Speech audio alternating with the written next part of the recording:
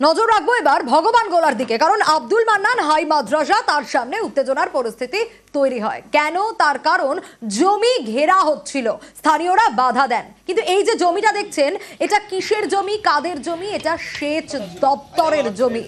সেচ দপ্তরের জমি কারা ঘিরছে, কারা দখল করছে, প্রশ্ন তো উঠবে। আর দেখুন সেই সময় যে উত্তেজনার পরিস্থিতি তৈরি হয় সেই ছবি আপনাদের দেখাচ্ছি। যখনই এই জমি ঘেরা হচ্ছিল তখনই স্থানীয়রা বাধা দিতে যান এবং স্বাভাবিকভাবে এই জমি রাস্তা দখলে পড়ুয়াদের তো যাতায়াতে সমস্যা হবেই, তার কারণ সামনেই রয়েছে হাই মাদ্রাসা। আরো বিস্তারিত এই বিষয়ে জানাতে পারবে প্রণব, রয়েছে আমার সঙ্গে। প্রণবের কাছ থেকে জানবো যে কেন এইরকম একটা পরিস্থিতি তৈরি হলো। প্রণব রয়েছে ভগবান গোলায়, কি কারণে এই উত্তেজনার পরিস্থিতি? প্রণব, সেচ দপ্তরের জমি কে বা কারা দখল করছে, কেনই বা করছে?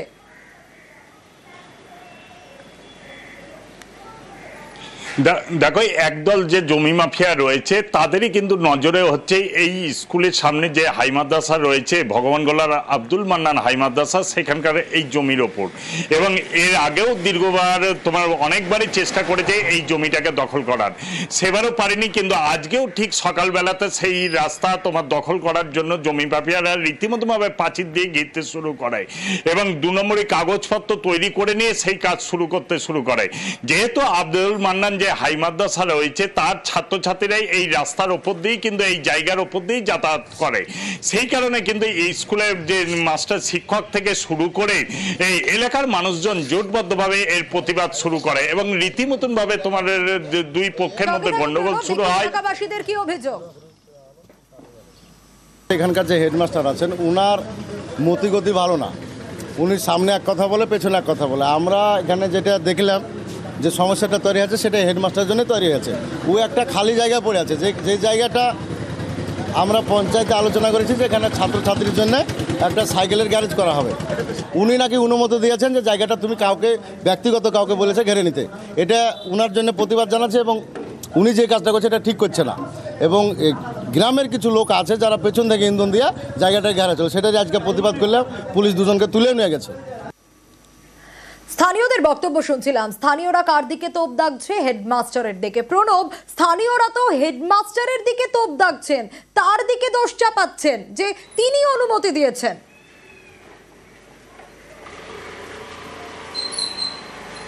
হ্যাঁ দেখো, এই এলাকাবাসীর অভিযোগ যে প্রধান শিক্ষক যিনি রয়েছেন তারই মদত রয়েছে এই জমি মাফিয়াদের এবং তিনি মোটা অঙ্কের টাকা নিয়ে এই জায়গাটা ঘিরতে চাইছেন এবং সেই কারণে কিন্তু ক্ষোভ আরো বেশি করে পড়েছে। কারণ স্কুলের যারা হাই মাদ্রাসার ছাত্রছাত্রী তাদেরাই কিন্তু যাতায়াত করে এই জায়গার উপর দিয়ে, অথচ জায়গাটা হচ্ছে সেচ দপ্তরের এবং সেচ দপ্তরের জায়গা থাকার জন্য ডুপ্লিকেট কাগজ তৈরি করে নিয়ে এই জমি মাফিয়ারাই কিন্তু এই জায়গাটা দখল করতে চাইছে।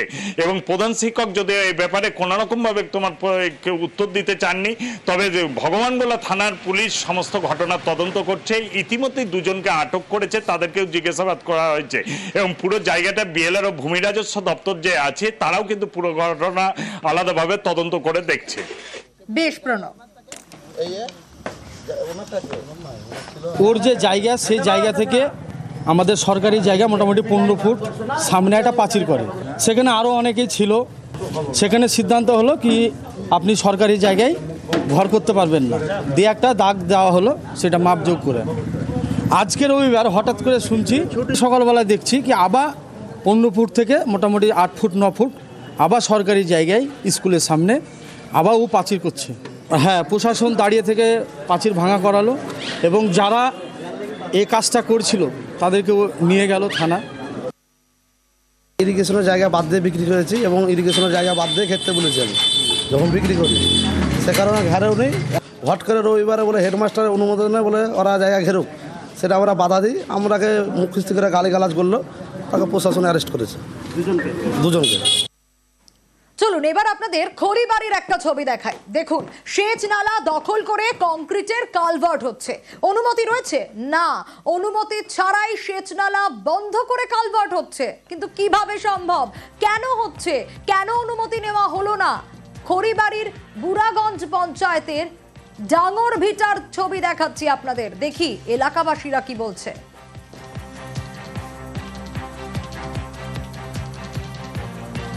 এটা আনলিগাল করে কাজ করা হয়েছে। যেহেতু এখানে আমাদের শেষ নালা, তো আমাদের চাষের জমি আছে সামনে, তো মানে কি আমাদের চাষের জমির একটু অসুবিধা হবে, তার জন্য এটা আমরা মানে কি বিডিও অফিস, প্রধান অফিস সব জায়গায় আমরা মানে কমপ্লেন দিয়েছি, হ্যাঁ, এবং পঞ্চায়েত সমিতি সবাইকে কমপ্লেন দিয়েছি, এবং এখন কি সিদ্ধান্ত নেয় অভিযোগ তো জানানো হয়েছে, কিন্তু কালভার্ট নির্মাণের কাজ কি বন্ধ হয়েছে? আরো বিস্তারিত এই বিষয়ে জানাতে পারবে বিশ্বজিৎ রয়েছে আমার সঙ্গে। বিশ্বজিৎ, অভিযোগ জানানোর পর কি ব্যবস্থা নেওয়া হলো, প্রশাসন কি বলছে, এবং এই কাজ অনুমতি ছাড়া কেন করা হচ্ছিল?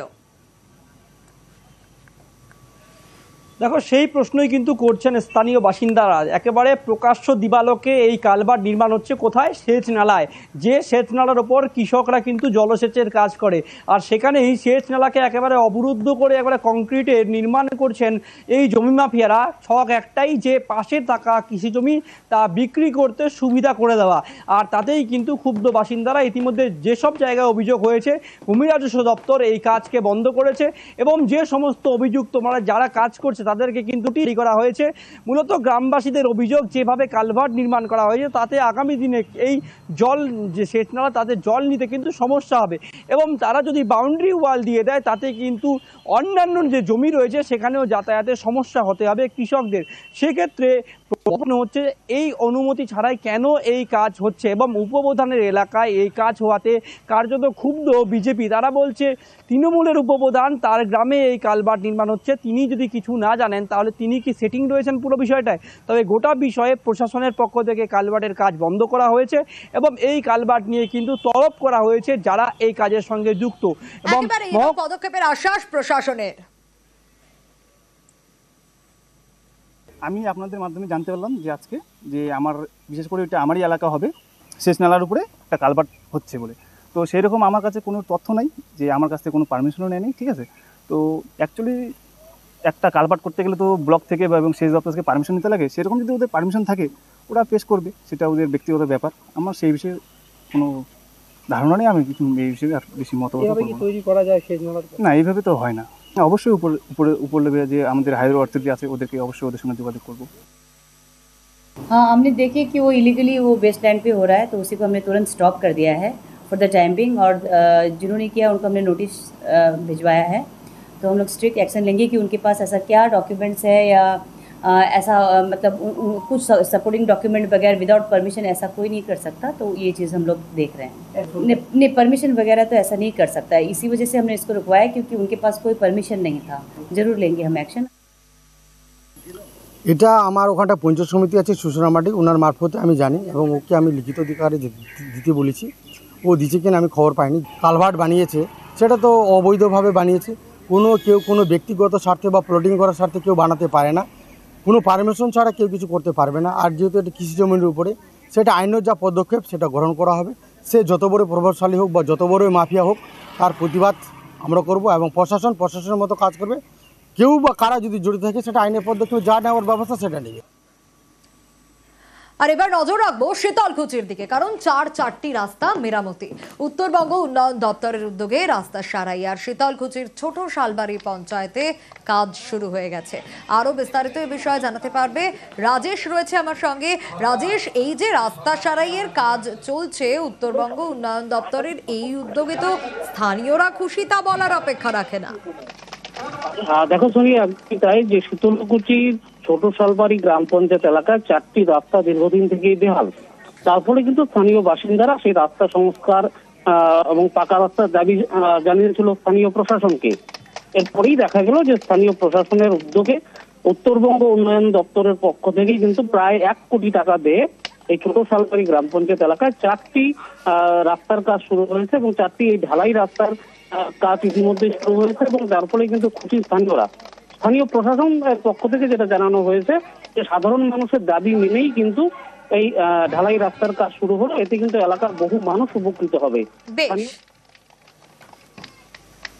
আগে তো খুব খারাপ ছিল, মানুষ যাতায়াত করতে পারেনি, তারপরে আমরা ইট বেছিলাম, তারপর যাওয়া যায় না। এখন যদি কাজটা উদ্বোধন হল তাহলে ভালো হবে, আমাদের পাকা হলে আমাদের সবার সুবিধা হবে যাতায়াতের। এই পাকা রাস্তা আপনারা পাকা রাস্তা পেলেন, অনেক খুশি, খুব খুশি। আমাদের শুভ উদ্বোধন হলো প্রায় 2 কিলোমিটার 700 মিটার। কত টাকা ব্যয়? টোটাল 1 কোটির উপর।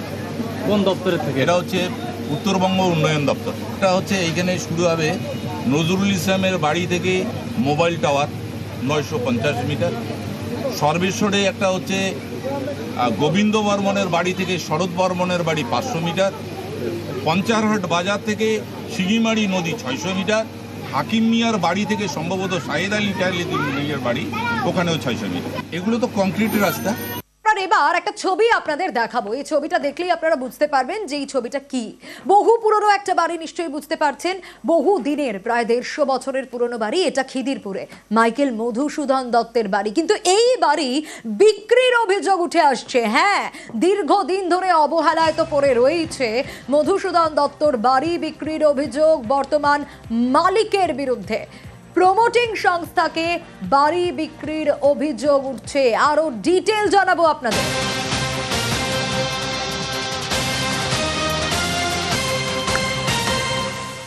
কিন্তু মধুসূদন দত্তের বাড়ি ভেঙে প্রমোটিং এর ছক কেন? কারা এই কাজ করছে? আরো বিস্তারিত জানাতে পারবে রনক রয়েছে আমার সঙ্গে। রনক, নিউজ 18 বাংলার এক্সক্লুসিভ আমরা দেখাচ্ছি 150 বছরের একটা পুরনো বাড়ি, মাইকেল মধুসূদন দত্তের বাড়ি। ঐতিহ্যের এই বাড়ি কারা প্রমোটিং সংস্থাকে দিয়ে দিতে চায়? কেন চায়?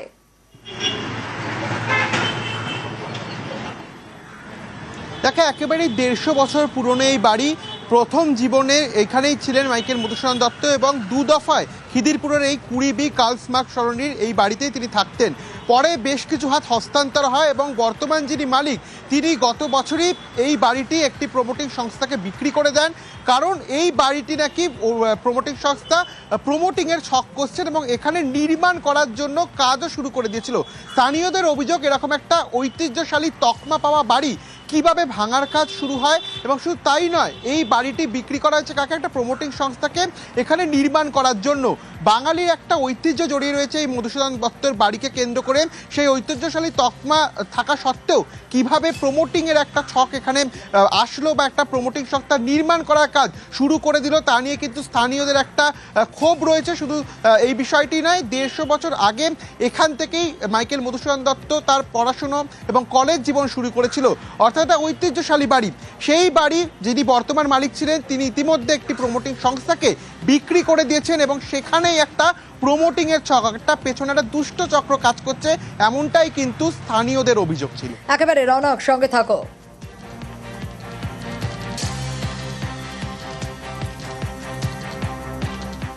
এই বিল্ডিংটা অলরেডি কলকাতা কর্পোরেশনের হেরিটেজ রয়েছে, তারপরেও নির্মাণ, তার মানে এখানে সেই নির্মাণটাকে কি করে হচ্ছে, ভেতরের কি রহস্য, সেটাকে খুঁজে বার করতে হবে। কে বা কারা এটা মদত দিচ্ছে? ওনার বাবা এখানে এসেছেন যশোর থেকে, তারপরে উনি 7 বছর বয়সে এসেছেন। আসার পর এখানেই উনি বড় হন, এখানেই লেখাপড়া, তার শিক্ষা, তার সব কিছু। স্থানীয় মানুষ তো আর ভাঙছে না। ভাঙার পেছনে একটা রহস্য, যে এটা হ্যান্ড ট্রান্সফার হয়েছে অনেকবার শুনেছি আমরা, যে বিক্রি হতে হতে হতে হতে আজকে যারা কিনেছিলেন তারা সেখানে পুনর্নির্মাণ করছে। আমরা বাঙালি হিসেবে তো আমাদের গর্বের এটা। উনি মহাকবি, কর্পোরেশনও তো প্রচেষ্টা করছে, তার মানে কি তারা আইন কানুন সব ঘেঁটে সেটাকে প্রোটেকশন দেওয়ার চেষ্টা করছে, করে সেটাকে হেরিটেজ বিল্ডিং হিসেবে ডিক্লেয়ার করছে। এটা আমরা সাধুবাদ জানাচ্ছি। এইটা একটা অসাধু চক্র এটা করছে, কিন্তু আমাদের বাংলার যে সংস্কৃতি তাকে বাঁচিয়ে রাখার জন্য কলকাতা কর্পোরেশন এবং আইন যারা চর্চা করেন এবং আইনবিদ তাদেরও সচেষ্ট হওয়া উচিত। এইটা রাজনাথ দত্ত কিনেছেন এবং তখন তো 7 বছর বয়স, 31 থেকে 46 অব্দি ওখানে তিনি বসবাস করেছেন। হিন্দু স্কুলে, প্রেসিডেন্সি কলেজেও তিনি পড়াশোনা করেছেন। আবার কিন্তু সেকেন্ড ফেজে উনি 1856 থেকে দীর্ঘ 1864 এত বছর পর্যন্ত এই বাড়িতে ছিলেন।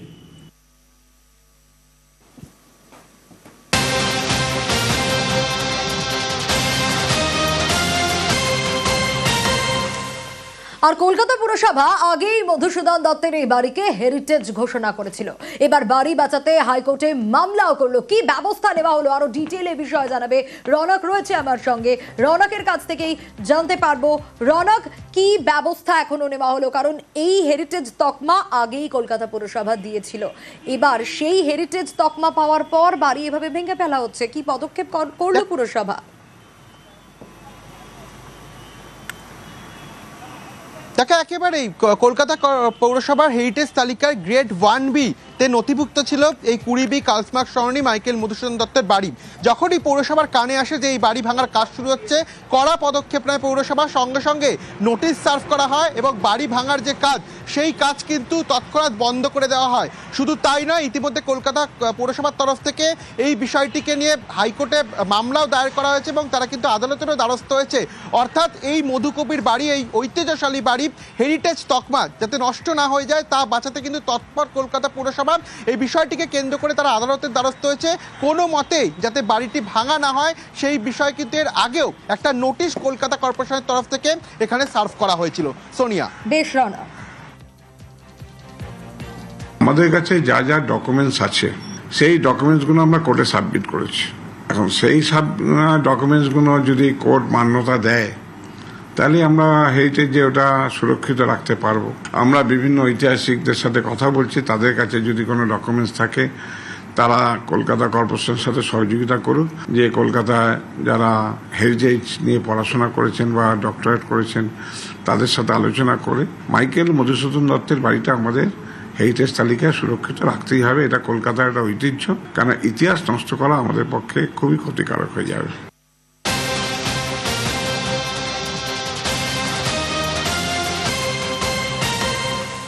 এবং মধুসূদন দত্তের বাড়িতে কোনোভাবেই প্রমোটিং হবে না। খিদিরপুরে মধুসূদনের বাড়িতে প্রমোটিং বন্ধ। আলটিমেটলি কি হলো জানবো। রনক রয়েছে আমার সঙ্গে।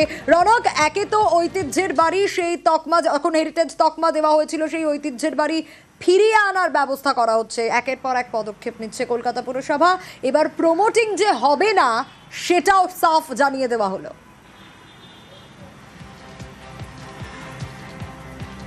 দেখো, একেবারেই এরকম ধরনের হেরিটেজ তকমা দেওয়া যে বাড়িগুলি রয়েছে সেই বাড়িগুলি ভাঙা যায় না। মেয়রের কানে আসতেই তিনি সরব হয়েছেন, রীতিমতো জানিয়ে দেওয়া হয়েছে কোনোভাবেই এই ঐতিহ্যশালী বাড়ি ভেঙে প্রমোটিং করা যাবে না এবং সেই প্রমোটিং কার্যত বন্ধ করা হবে। এবং শুধু তাই নয়, এই বাড়িটির সংস্কারের জন্য ফান্ডের একটা ব্যবস্থা করা হবে। তারপরে আবারও পুরনো জায়গায় যেহেতু একটা হেরিটেজ তকমা রয়েছে, মধুকবির প্রথম জীবনের বাড়ি, একটা সংস্কারের কাজ, সেই কাজও কিন্তু শুরু হবে। ইতিমধ্যে যেহেতু মামলা আদালতে গড়িয়েছে, এরপরেই কিন্তু এই বাড়ি আবার পুরনো জায়গায় ফিরিয়ে আনার জন্য যে সংস্কারের কাজ, সেই সংস্কারের কাজও করতে ইতিমধ্যে উদ্যোগী হয়েছে কলকাতা পুরসভা। তবে যে প্রমোটিংয়ের একটা ছক করছিল কিছু দুষ্টচক্র, সেই প্রমোটিং কোনো মতেই করতে দেওয়া হবে না, সাফ জানিয়ে দিয়েছেন মেয়র ফিয়াল হাকিম। সোনিয়া। বেশ রনা। মধুসূদন দত্তের বাড়ি এর আগে মেনটেনেন্সের অভাবে একটা সাইড ভেঙে পড়েছে, তারপর হস্তান্তরিত হয়েছে। আমরা পৌরসভা থেকে আটকে দিয়েছি, where as it is basis রেখে দিয়েছি, বাড়িটা প্রমোটিং করতে দিচ্ছি না। কিন্তু আলটিমেটলি একটা কিছু ডিসিশন নিতে হবে বা ফান্ড জোগাড় করতে হবে যাতে বাড়িটা রেস্টোর করা যায়। মাইকেলের প্রতি আমাদের একটা দুর্বলতা আছে, যেহেতু মাইকেল মধুসূদন লাইব্রেরির সঙ্গে যুক্ত। সেখানে নানান জায়গায় দেখেছি হেরিটেজ বিল্ডিং হয়ে যাচ্ছে, আর মাইকেল মধুসূদন মতো মহাকবির, ক্ষেত্রবাবুর মুখে শুনেছিলাম মাইকেল হলেন কবিদের কবি। তার যেখানে যে উনি দীর্ঘদিন বসবাস করেছেন, বাল্যজীবন কেটেছে, এখান থেকেই পড়াশোনা করেছেন, তা তার বাড়ি যদি কর্পোরেশন এটাকে সুন্দরভাবে সংগ্রহশালা বা যাই হোক কিছু একটা করেন, এর থেকে আনন্দ বোধহয় আর কিছু হতে পারে না।